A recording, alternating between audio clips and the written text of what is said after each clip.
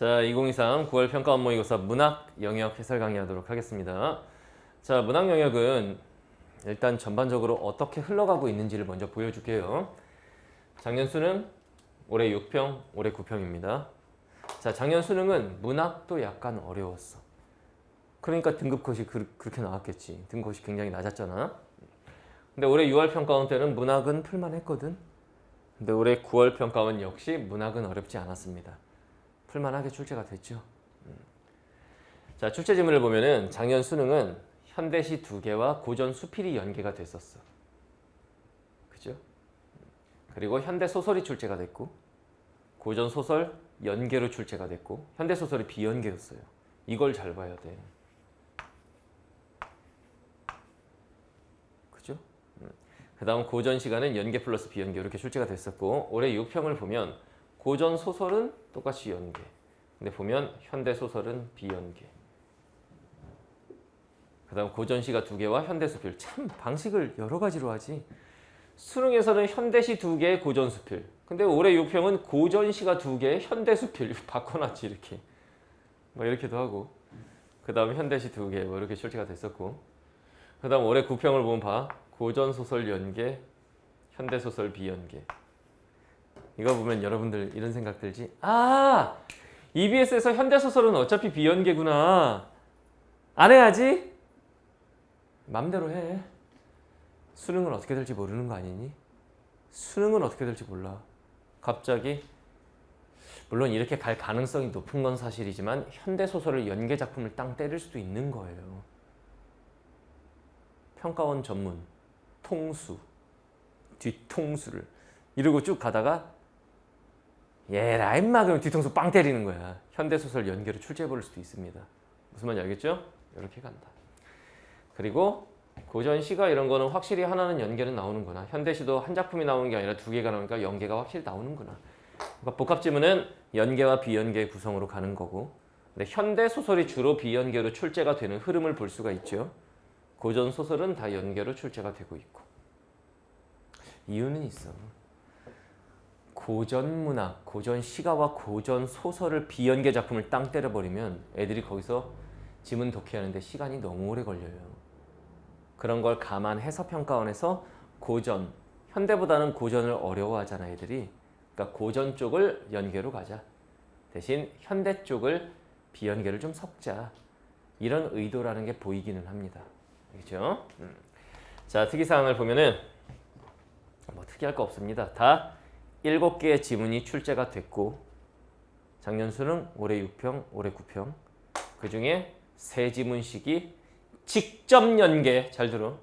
3지문씩은 EBS 지문 그냥 직접 연계하는 직접 연계 방식. 물론 소설은 해당 작품의 다른 부분이 나오기도 했고 고전소설 연계된 거 봐봐. 이번에 절반은 EBS에 없고 살짝 EBS에 있는 부분 그 다음 또 EBS에 없는 부분, EBS에 있는 부분, EBS 없는 부분을 조합해서 출제했죠. 근데 연계성은 충분히 느낄 수 있습니다. 정수정전 그거 공부한 사람들은. 알겠죠? 근데 내가 여기서 잘 봐야 되는 건 뭐라고 그랬니? 6평 때도 간접 연계 하나가 또 있었다고 그랬지. 황희의 사시가. 근데 EBS에는 어부사시가. 되게 비슷하거든 내용이. 이번에도 보면은 분명히 다른 작품인데 EBS에 수록된 작품하고 어디서 본 것 같지? 이런 느낌의 작품이 있습니다. 그러니까 직접 연계 3세, 간접 연계 하나 정도라고 보시면 돼요. 알겠나요? 자, 18번부터 21번 바로 보겠습니다. 뭐 선생님이 쭉 PPT를 이렇게 정리해 놓긴 했는데 하나하나를 다 읽어주면서 해설하진 않겠습니다. 독서 영역은 지금 선생님이 어려운 지문 2개를 처음부터 끝까지 다 읽어주면서 다 했잖아. 근데 문학은 굳이 그럴 난이도는 아닌 것 같아요. 자, 일단 18번에서 21번이 고전, 소설, 정수정전, EBS 연계 작품이죠. 선생님이 정수정전 중요하다고 하면서 여성 영웅 소설 이러면서 가르쳤었어. 기억이 전혀 안 나? 남장을 하고 수능 완성해서 했는데 기억이 안 나나요? 기억이 나요? 그러면 이거 시험 보면서 이거 그거 남장한 여자애 이거 그 아빠 복수하고 이거 기억났어? 그렇지. 그렇게 연계성을 느꼈어야지. 너 뭐 한 거야, 임마? 그때 수업 시간에 빠졌나? 너 하나도 안 빠지고 챙겨듣지 않았니? 그럼 기억이 났어야 되는데. 사실 제목만 봐도 정수정전. 내가 막 정크리스탈 막 이러면서 수업했었어. 아, 그거였구나. 최근에 한 수능 완성이 수업 시간에 한 작품 그것도 별표 5개 쳐놓고 있는데 기억이 안 나면 수특에서 배웠던 건 어떡할래? 이래서 여러분들은 머릿속에 여러분들은 다 지우개가 있어요. 최대한 많은 걸 지우려고 노력하는 것 같아. 그래서 기존에 공부했던 수능 특강은 반드시 복습하셔야 됩니다. 알겠나요? 자, 문제 중심으로 우리가 좀 눈여겨볼 게 있는 게 한번 볼게요. 18번 인물에 대한 문제는 기본 일치 문제입니다. 기본 일치 문제. 그죠?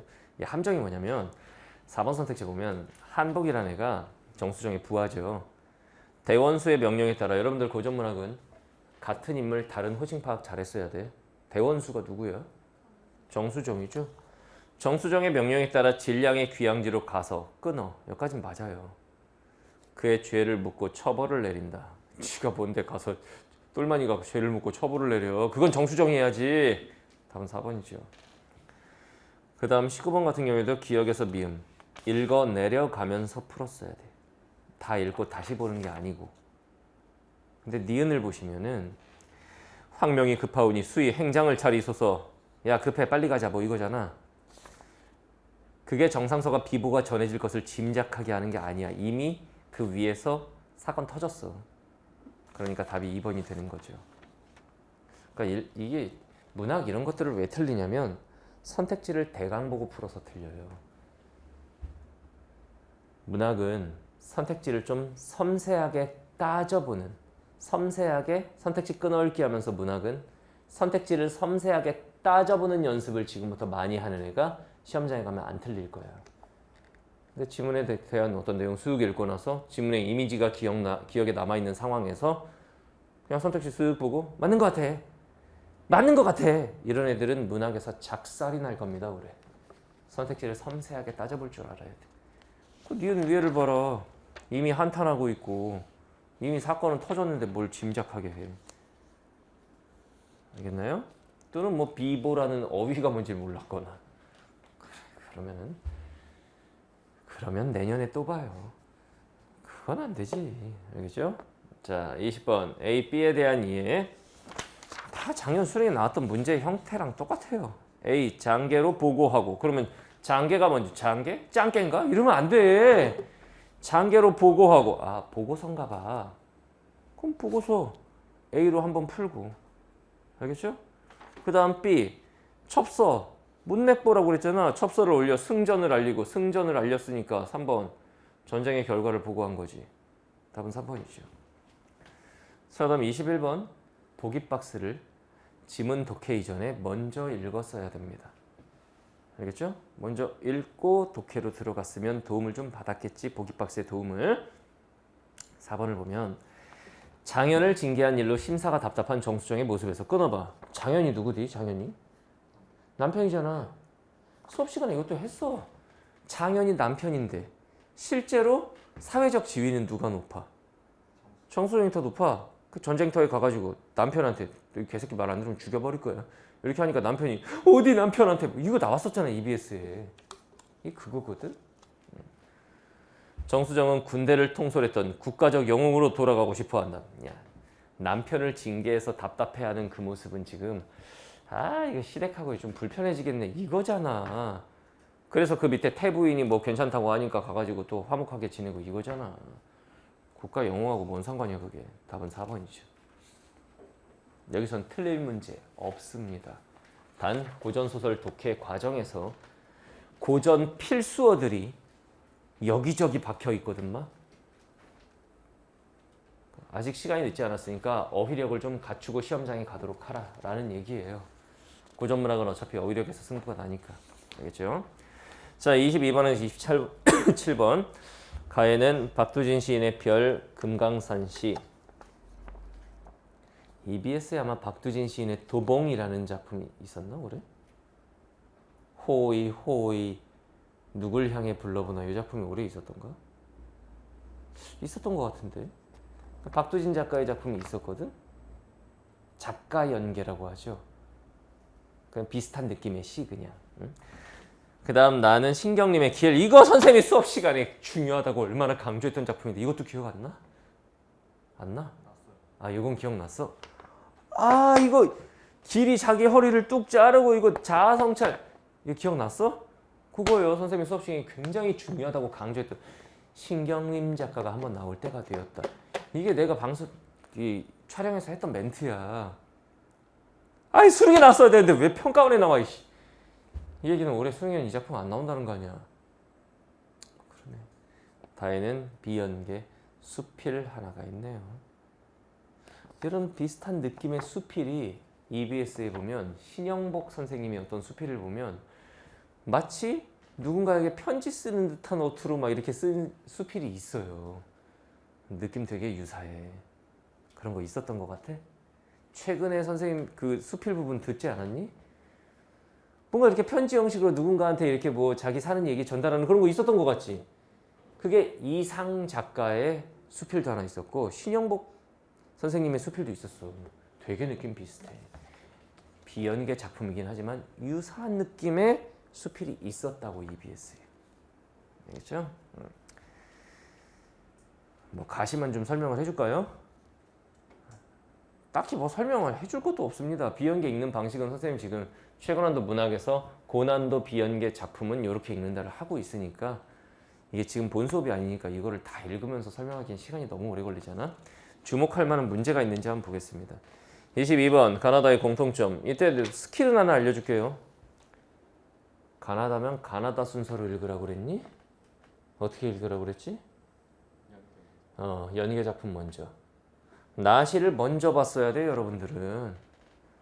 신경님이 이렇게 연계네. 나부터 이렇게 들어갔어야 돼. 여러분들 나부터 읽었으면은 22번 나시 때려 넣잖아. 답 1번이야 그냥. 나시만으로 답이 나와요. 근데 어떤 애들은 선생님 나시에는 빗대어 표현 직유법이 없는데 야 비유가 직유법만 있냐?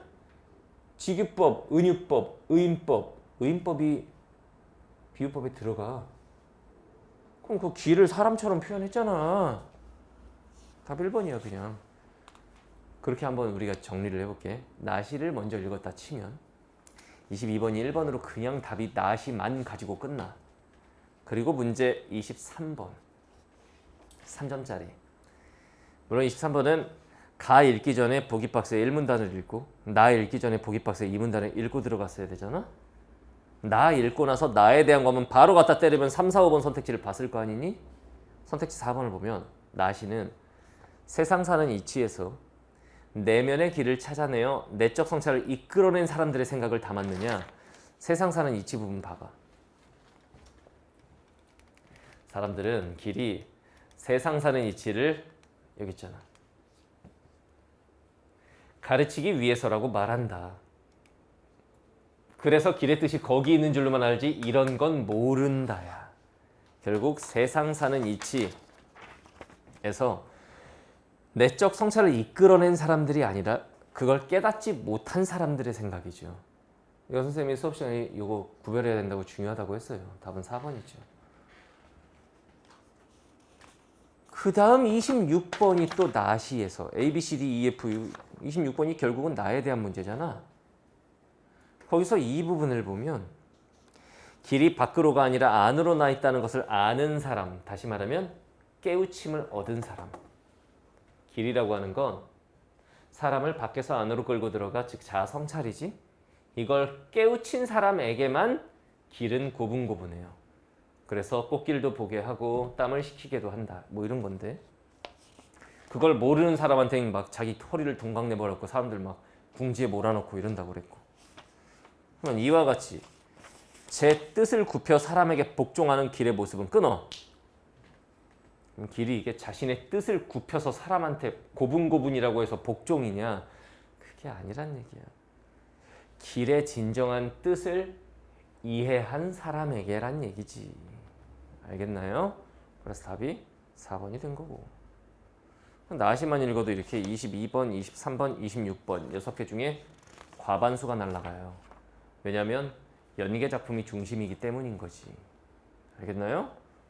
그 다음에 이제 가시를 읽고 나서 25번을 풀어줬으면 가에 대한 단독문항.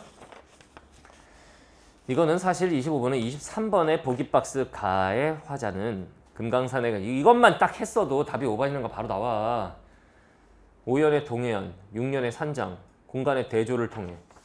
선생님 동해안은 바다고 산장은 산에 있는 산장이면은 숙소 같은 거니까 좀 인위적인 거 아닙니까? 산에 있는 산장인데 그게 왜 대조겠니? 대조라는 것도 좀 그렇고 장소의 이동에 따라 화자의 태도 변화. 자연을 지금 이렇게 돌아다니면서 화자가 생각하고 있는데 화자의 태도가 바뀐대요? 아니죠. 답은 5번이 되는 거죠. 알겠나요? 그 다음에 24번을 가를 가지고 풀어버리면 선택지 1번 9월은 화자의 고뇌가 아니야. 자연과 뭐 교감하고 이런 내용이라고 보기박스에서 알려줬잖아. 사실 가의 비연계 작품은 23번의 보기박스 가에 대한 설명을 통해서 다 내용 파악이 됩니다. 이미. 그걸 바탕으로 25번도 풀고 24번도 푸는 거야. 내가 굉장히 중요한 얘기한 거야 지금. 가시 같은 비연계는 선생님 수업 시간에 뭐라고 그랬어? 비연계는 보기박스 무조건 준다 라고 했죠? 특히 시는. 왜냐면 애들이 자신 주관대로 마음대로 읽을 수가 있기 때문에. 그래서 이 보기박스의 가에 대한 이 내용 보면 자연의 모습을 내면에 투영했다. 그 외적 모습을 바라보는데 그치지 않고 자연과 정서적 교감을 했다. 이거를 가지고만도 25번, 24번 도움을 많이 받을 수 있다는 얘기예요. 알겠나요? 선택 3번의 가의 어젯밤은 고독감을 느끼는 시간이 아니라 자연과 교감하는 거고 다 이렇게 되는 거야. 선택 4번 가의 오늘 밤은 화자가 고향 무슨 고향 얘기가 아닌데 그러면 1번 제끼고 3번 제끼고 4번 제끼고 그러면 다해서 답이 결판나는 게 24번과 27번. 이런 복합 지문은 한 작품을 읽고 그에 대한 문제를 바로바로 풀면서 시간 단축을 했어야 됩니다. 시간 단축을. 알겠나요? 자, 그러면은 다에 있는 수필 이건 이거죠. 이것도 27번의 박스를 보고 시작했으면 돼. 비연계 작품은 웬만하면 박스들이 이렇게 나온다고. 그럼 27번의 보기 박스만 봤어도 선택지 3번이 답이라는 거 알죠? 육보름에 대한 당신과 글쓴이의 경험을 대비한 것은 끊어. 그건 대비면은 서로의 경험이 대조된다는 얘기인데 글쓴이와 그 대상, 당신을 청자처럼 설정해서 편지 쓰듯이 썼잖아. 대비적인 관계니? 그게 아니고 그 당신의 경험은 지문에 나오지도 않죠. 그러니까 답이 3번이 되지. 그리고 24번만 남게 되는 거고 다를 읽고 딱 보면 답이 5번이 되는 거야 그냥. 선택지 2번 고요하니 즐거운 이 밤은 당신과의 재회에서 당신하고 지금 재회 다시 만나고 싶대요? 아니죠. 답이 5번이 되는 거지. 알겠나요? 그 다음 넘겨보세요. 자, 28번에서 31번 현대소설 비연계인데 이것도 보면 사실 저희는 크리스마스 캐럴 5? 태어나서 완전 처음 보지 않니? 뭐의 도움을 받으라고? 신영균의 도움을 받아? 보기박스의 도움을 받으라고 그랬잖아. 그래서 문제 분석을 하다 보면 문제 푸는 순서 전략 짜고 중략에서 한번 잘라서 문제 풀라고 했고 아까 정수정전도 마찬가지야. 소설은 처음부터 끝까지를 한 번에 읽고 푸는 게 아니다. 중략에서 한번 잘라서 문제를 푸는 거다. 알겠나요? 중략에서 한번 잘라서 문제를 푸는 거였어. 이 보기박스를 봐봐. 이 크리스마스 캐럴 5는 자유가 억압된 시대적 상황. 지문에서 자유 억압과 관련 있는 내용은 뭘까? 지문 읽으면서 찾으면 되지. 통금 시간 이런 거 나오잖아.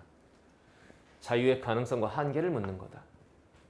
나의 겨드랑이에 돋은 정체불명의 파마늘이 주는 파마늘이 뭔지가 중요한 게 아니야. 이 통증은 자유에 대한 요구고 밤마다 산책까지 자유를 향한 실천이다. 처음에는 명료하지 않고 미약했던 자유를 향한 의지가 밤 산책을 거듭하면서 점점 심화되는 모습과 함께 막 나중에는 여기가 날개가 생기잖아. 날개가 상징하는 게 뭐야? 자유잖아. 이렇게 되는 거잖아. 근데 그 날개로 날려고 했는데 못 날잖아. 아직은 그게 잘 된 건 아니야. 완성되지 않은 거지. 그 지문을 읽으면서는 이 보기 박스를 떠올렸어야 된다고. 중요한 스킬이었죠. 보기를 통해 지문의 내용을 예상하고 독해에 도움을 받을 수 있고 지문 독해를 하면서는 보기 박스를 끊임없이 리마인드를 해줘야 한다. 포인트였잖아. 알겠나요? 자, 28번 문제는 뭐 어렵지 않았습니다. 결국은 28번 뭐였냐면 시점과 관련된 문제. 서술상의 특징에 시점과 관련된 선택지가 여러 개가 있죠.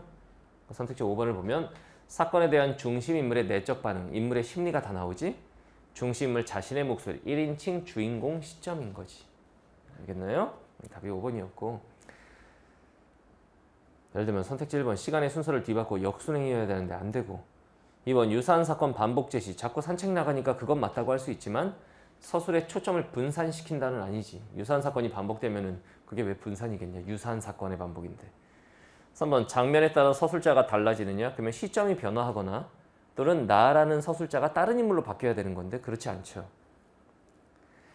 4번 공간의 이동은 뭐 있다고 볼 수 있는데 다른 인물의 시선이 아니라 1인칭 주인공 시점, 자신의 시선이지. 알겠나요? 결국 시점과 관련된 선택지들이 여러 개가 있었다. 자, 29번 이해라고 하면 일치 문제인 겁니다. 언뜻 잘못 보면 헷갈릴 수 있는데 4번이죠. 시민이 정한 규칙이 아니라 지문에는 관청에서 정한 규칙이라고 나와요. 시민이 정한 규칙이면 시민의 자율성에 의한 거니까 좋은 거게. 자유가 억압되는 사회 이런 거라고 했으니까 국가에서 정한, 관청에서 정한 규칙. 그 다음 30번 기억과 니은. 기억 봐봐. 은신처. 경찰 만나갖고 후다닥 숨은 거 아니야. 니은은 그게 아니고 겨드랑이가 아파갖고 뭐야 그거 가서 날개네 이렇게 된 거잖아. 답은 3번이죠. 기억은 니은과 달리 타인의 출현으로. 비연결 있지만 그렇게 어렵지 않지. 그 다음 31번 5번 썼어? 선택지 5번. 날개가 귓바퀴 같다는 점에 대해 내가 느낀 부끄러움은 끊어봐. 여러 차례 산책에도 불구하고 의지를 의지대로 실현하기 어려웠던 한계다. 왜? 그 부분을 보면 나는 그 날개를 움직이려고 했다. 그 부분. 귓바퀴가 말을 안 듣는 것처럼 그놈 날개도 움직이지 않았다. 날개가 움직여서 펄럭펄럭 하면 이제 날아갈 텐데 그렇지가 않았다. 자유가 의지대로 실현되지 않았다라는 얘기죠. 답은 3번이죠. 잘 봐. 공리적인 목적을 가지고 있었던 산책. 그게 자신의 뭐 아픈 부분을 치료하는 뭐 이건데 점차 누룩 반죽처럼 변질되었다. 좋다 이거야. 표현은 끊어봐. 자유의 필요성이 망각되어. 망각이 뭐야? 있는 거야. 자유를 점점 잊어서 자유를 위한 실천, 산책인데 산책의 목적은 자유였지 결국은. 그게 훼손되는 거가 아니고 자유의 필요성이 왜 망각이 돼.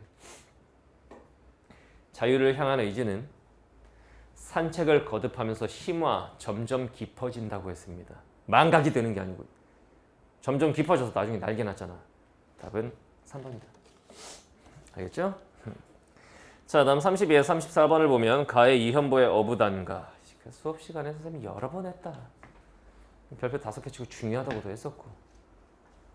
조금 배운 기억이 있어요.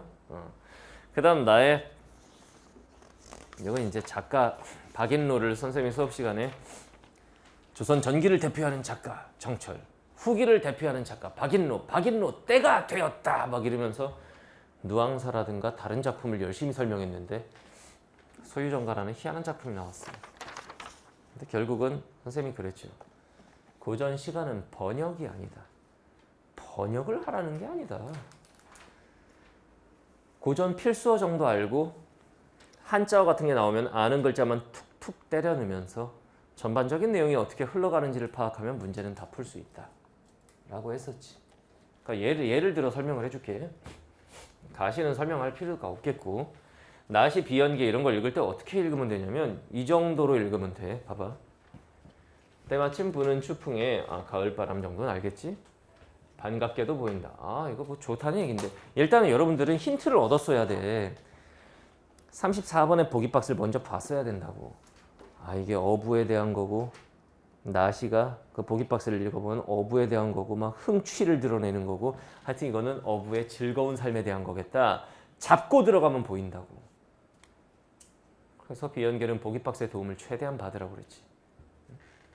말술이 다 났으나 술병 메고 벗을 불러. 말술이 중요한 게 아니야. 아, 얘 지금 술 마시나 보다.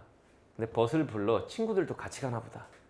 언덕 넘어 어촌에 내 놀이 가졌구나. 아, 이게 보기박스 보니까 어부들 놀러 가는 얘기다. 흥취.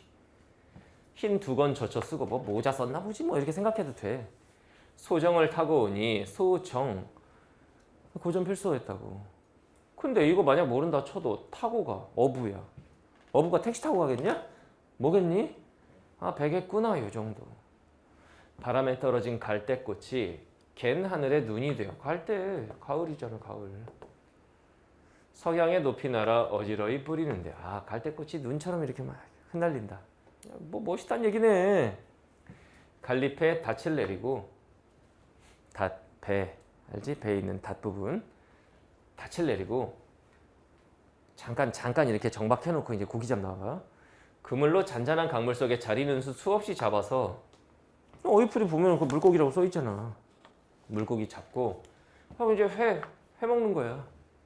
회하고 항아리에 채운 술 마시는 거야.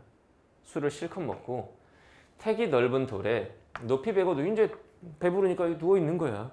이런 식으로 읽어내도 문제 푸는데 아무 지장이 없다고.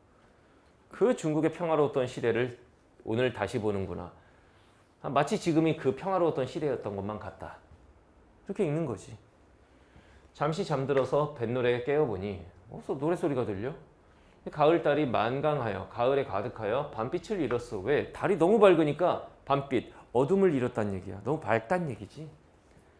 반쯤 취해서 아직 술 덜 깼어. 시을고 배 위로 건너. 이렇게 아주 그냥 신났다 이런 내용이에요. 그러고 나서 이제 문제를 풀어봐. 32번 기억에서 미음. 리을은 명령형 어미를 활용하여 아이야 다 들어라. 명령형 맞아요. 아이가 해야 할 행동을 제시하여. 그렇지. 다 들어라. 맞아요. 함으로써 끊어봐. 자연 경물, 자연 경치에 대한 인식의 변화를 촉구했다. 그럼 여기까지 좋다는 건데 이제부터는 자연은 더러운 거야 이런 거겠냐? 말이 안 되잖아. 답은 4번이고. 그 다음 33번 A에서 한번 풀고 제끼고 하면 선택지가 1번, 2번, 5번이 A에서 날아가요. 3, 4번 중에 하나만 결정하면 되는데 선택지 3번 B에서의 화자는 하늘의 달과 강물에 비친 달 사이에 놓임으로써 여기 보면은 달 위에 배를 탔대. 잘 봐. 강물 아래 잠긴 달. 그러니까 그 강에 비친 달. 그 위에 배 타고 있는 거고 또 어인 달인 게요. 달 아래에 앉아있다는 얘기는 하늘에 떠있는 달. 이 달은 하늘의 달, 이 달은 강물에 비친 달. 이렇게 되겠지. 월궁에 오른 듯한 신비로움. 마치 월궁, 달나라 궁궐에 오른 듯하다. 맞잖아. 답은 3번이라고. 어렵지 않았다고.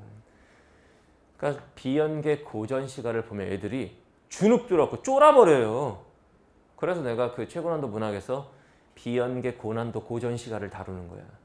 애들이 보자마자 주눅 들어. 내가 그랬지. 번역을 해야 풀 수 있는 게 아니다. 어떤 맥락을 읽어낸다고 생각하고 읽어봐라. 그런 문제는 풀린다. 오히려 현대문학에 비해서 고전문학이 전체적인 내용 맥락 파악만 잘 되면 문제는 쉽게 풀린다라고 했잖아. 자, 다음 34번. 보기박스에다 갖다 넣으라 이거야. 안 틀렸네. 자, 선택지 2번을 보면 나의 추풍은 뱃놀이의 흥취를 북돋우는 자연현상이고 끊어봐. 맞아요. 추풍 반갑다라고 했고. 그죠? 그 다음에 강풍은 흥취의 대상을 강에서 산으로 옮겨가는 자연현상이다. 어부라고.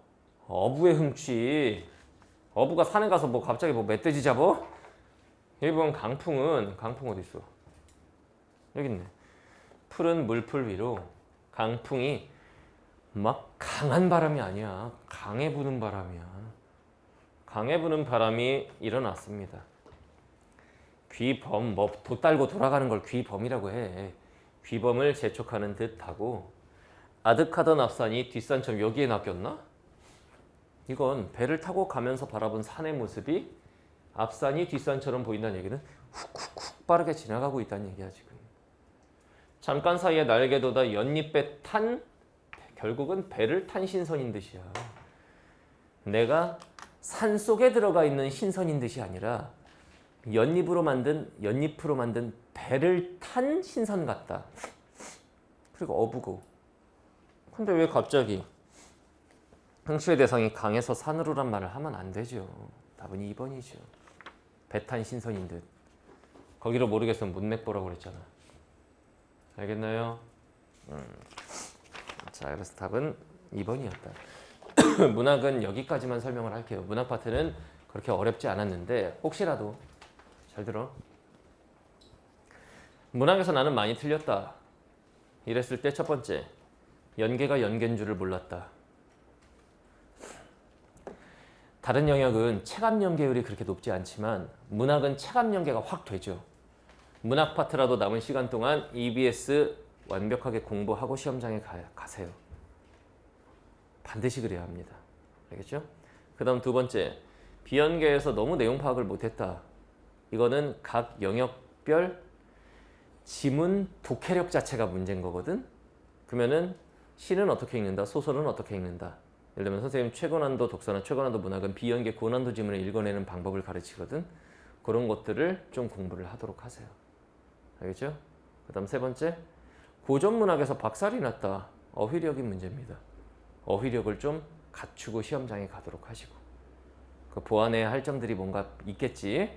그 개인별 보완해야 할 점을 반드시 보완하고 시험장에서는 문학은 무조건 다 맞아야 됩니다. 알겠나요? 독서 영역이 상대적으로 더 어렵거든. 매번 그렇거든. 그러니까 문학에서 틀리는 문제가 나와서는 안 되겠습니다. 자, 문학은 여기까지 하겠습니다. 우리는 선택 과목, 화작, 언매, 본인 선택 과목 강의 들으면 되겠죠. 선택 과목 해설 강의에서 만나도록 합시다. 자, 선택 과목에서 봅시다.